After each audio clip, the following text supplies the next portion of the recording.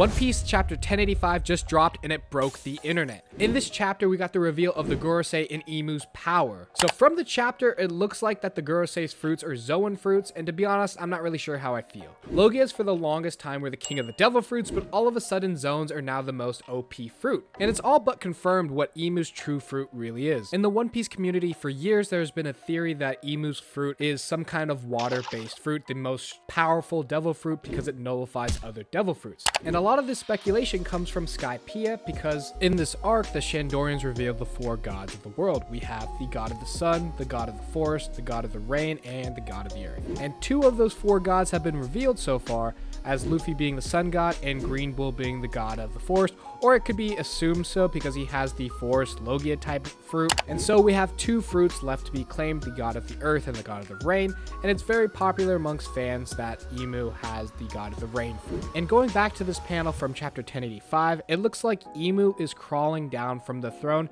and that monster could be easily made up of water, reminiscence of Smileys from Punk Hazards and how they are able to take on different forms. So the evidence is very likely that Imu is the god of water and has an aqua-based Zoan, but how about we have some fun and say that it's not. So this is a theory I was cooking up, and it's probably wrong, but it would be super fun if it actually happened. What if Imu ate the fable fruit? A fruit where he can make fables and creatures come to life. Think of Pegasus from Yu-Gi-Oh, but instead of cute tunes, it's terrifying mythical creatures. So let's say that these creatures that showed up in this panel with Sabo actually aren't the Gorosei, but the creatures from myth and legend summoned by Imu. And to back this up, a lot of the world government and the upper branches of the world government have a lot of biblical and religious motifs. So we have the seraphims, which in Judaism, Christianity, and Islam are known as the guardians of God. Imu refers to himself as a god and sits on the empty throne, which signifies that he's the ruler of everything. Also had the introduction of the new holy knights who, in addition to the seraphim, will protect God and their ruler. And even Imu destroying an island can be traced back to the Bible. In Sodom and Gomorrah, in the book of Genesis, God rained down burning sulfur on the cities of Sodom and Gomorrah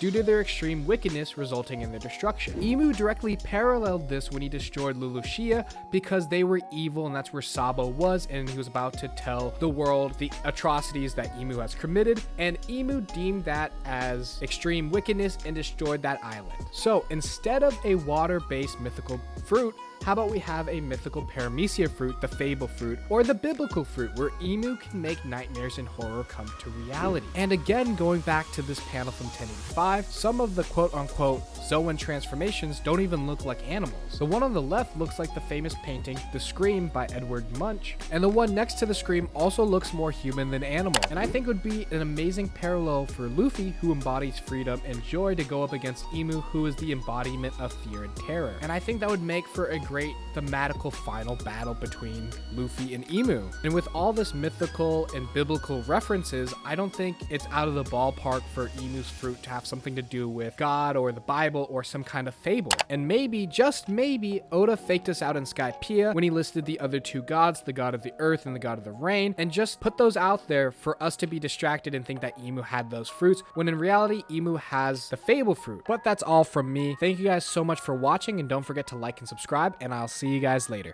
Peace!